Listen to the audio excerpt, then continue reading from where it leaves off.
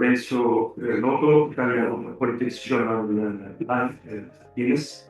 So Lorenzo, we will speak about the Mediterranean, and often we still think that the Mediterranean is an open sea. And my question would be open to whom? Which means open for whom? Open commercially, who are the commercial actors, who are the regional power that influence the Mediterranean, and the external strategies, the players that also influence our Mediterranean, our open sea. Thank you. Thank you, Munir. Can you hear me? Yes. Good morning, everyone. It's a pleasure here in Cooper to discuss critical topics like this. Thank you for your great speech.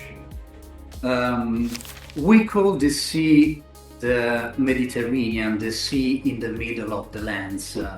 However, from a geopolitical point of view, this name is no longer fully accurate because it hides a fundamental shift. We are at the center of a true global system. Since the opening of the Suez Canal more than a century and a half ago, the Mediterranean has stopped being an isolated basin. It has become a sea in the middle of the oceans, a middle ocean rather than a Mediterranean, the most critical maritime shortcut connecting the Atlantic Ocean, the Indian Ocean, and the Pacific. Today we must realize that we can no longer make the mistake of considering the Mediterranean a closed sea. Instead, we must see it as a true global artery. Its existence depends entirely on a network of narrow passages or choke points: Gibraltar, Sicily Channel, the Turkish Straits, Suez. And this creates a dangerous condition. A global corridor only functions as long as every single one of its gates remains wide open. This second map, even if the data are a bit old, gives us a clear view of this dimension of the Mediterranean. This sea is not at the edge of the world. It is one of its main hinges. It is the exact place where the global trade route coming from Asia finds its shortcut toward Europe.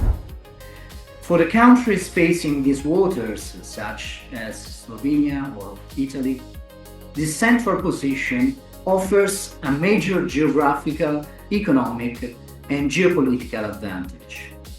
However, this advantage can quickly turn into a threat when these global routes are blocked. Our centrality immediately becomes a massive vulnerability. And this is especially true for countries that depend exclusively on the Mediterranean for their maritime trade and don't have direct access to the Atlantic Ocean, unlike France, Spain, the Netherlands, or Germany. Therefore, having free and open seas, as stated by international maritime conventions, is not just a legal concept. It is a vital necessity for our development and well-being. For the last 80 years, the overwhelming power of the United States Armed Forces, and especially the Navy with its 7 fleets deployed across the planet, guaranteed the security of global waters and the principal choke points. And this was also true for the access points of the Mediterranean, which were constantly protected thanks to the American military presence between Europe and the Middle East, particularly with the 6th and the 5th fleets. But today, American strategic priorities are changing, and the US presence is shifting to war in the Pacific. The resources Washington is willing to use in the Mediterranean and in Europe are constantly decreasing. As this global umbrella shrinks, these critical maritime passages are no longer guaranteed. Instead, they are opening up dangerous spaces for competition, becoming geopolitical crises, zones of conflict and confrontation. And this is the context in which a permanent arc of instability has grown right in our backyard. If we use Cooper, for example, as an observation tower to look at the world from the Adriatic Sea, we can see a continuous ring of instability around Europe. To the east, the war in Ukraine risks becoming a long-term conflict. To the southeast, tensions remain high between Turkey, Greece, and Cyprus, with the Middle East in a state of constant war just behind them. To the south, North Africa suffers from chronic instability, which is now amplified by the crisis in the Sahel region. Let's trace this arc starting at the Strait of Hormuz. The confrontation between Israel and Iran directly threatens the strategic triangle of Hormuz, Bab el-Mandeb, and Suez. Beyond the brutal violence and the military confrontation, these commercial choke points are the ultimate geopolitical prize. Over decades, Iran has built a proxy network from Yemen to Iraq, Syria, and Lebanon. And this network was never just about pressuring Israel.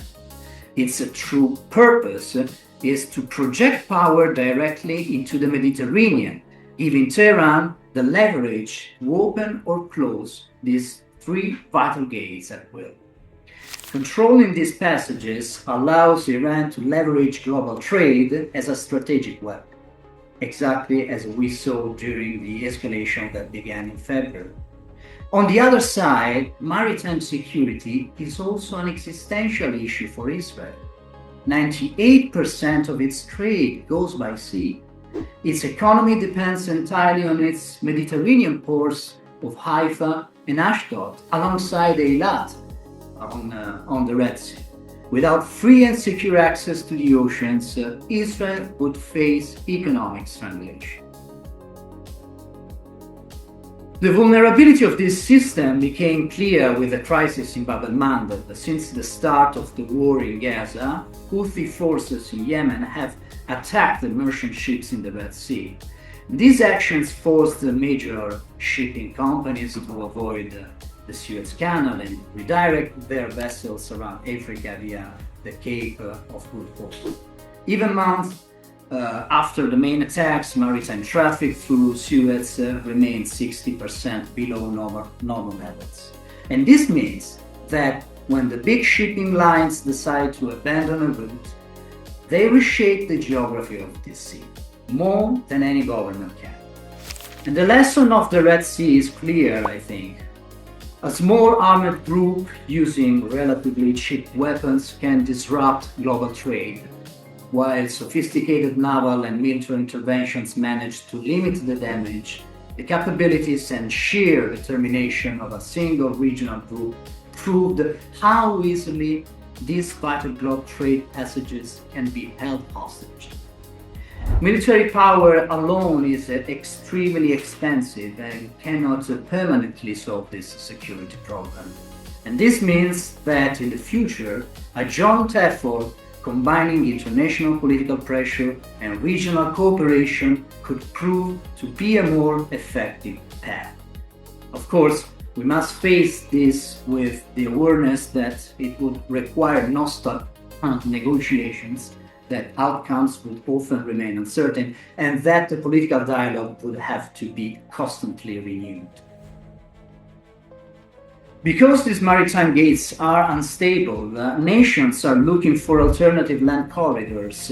Even if these routes cannot fully replace the sea, they reflect a deep strategic competition. The clearest example is IMEC, the India Middle East Europe corridor, conceived as the West's response to China's Belt and Road Initiative. This project is built around an India, Israel, and Arab Gulf states axis, completely excluding Turkey. As a result, Ankara strongly opposes it and is promoting its own alternative routes. And this demonstrates that a simple railway or a port is never just infrastructure.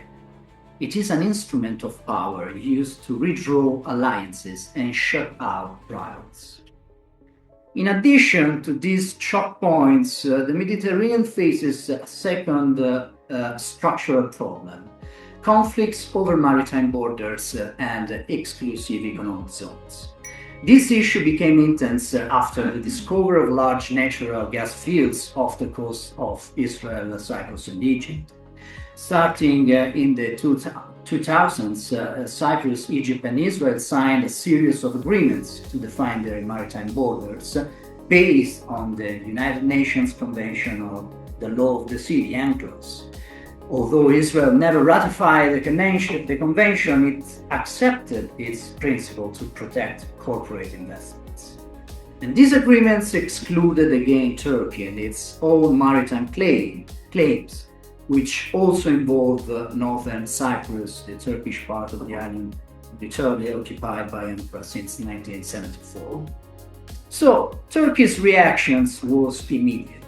Ankara introduced a new naval doctrine called Mavi Batam, Homeland, which emphasizes Turkish maritime projection and military power in the Aegean and Eastern Mediterranean. When regional states created the Eastern Mediterranean Gas Forum and planned the EastMed pipeline to bring gas to Europe while bypassing Turkey, Ankara made a decisive countermove. In 2019, Turkey signed a maritime agreement with Libya, drawing a political border that disrupted the plans of Greece and Cyprus. And this led to serious naval tensions, with warships escorting drilling vessels in the disputed waters. And this demonstrates that even these economic and commercial agreements carry profound and unlikely intentional geopolitical consequences. Turkey's maritime ambitions extend far beyond its neighboring seas. Ankara is expanding its influence in Africa through two main pillars, Libya in the north and Somalia in the east, in both of which it maintains a strategic military presence. And the long-term goal is to build the corridors across the African continent to achieve direct access to the Atlantic and Indian Oceans, bypassing Gibraltar, Suez, and Bab el-Mandeb. And all these initiatives demonstrate that Turkey's presence across the wider Mediterranean system is now structural. Whether it is a partner or a rival for Europe, it reflects the exact same strategic pattern we saw with Iran and Israel. For all these actors, managing their deep dependence on the sea is absolutely vital.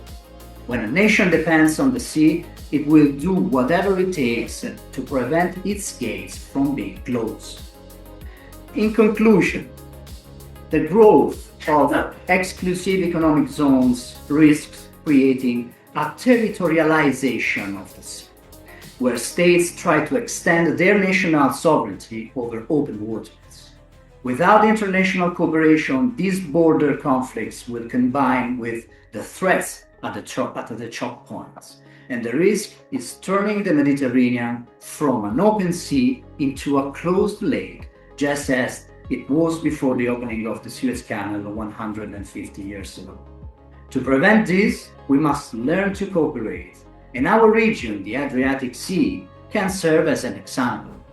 The Adriatic is a Mediterranean within the Mediterranean, reflecting the old complexities of the wider basin. It is a meeting point of different cultures and political systems, and we could start right here by building a shared framework to cooperate on these issues. Unfortunately, today maritime openness is shifting from a legal right into a matter of power and geopolitical competition. Too often in the past, we have taken free navigation for granted, as if it were a permanent fact of nature. In the future, it will no longer be guaranteed by international institutions or the hegemony of a single country. It will be the result of a custom shared diplomatic work. Thank you very much.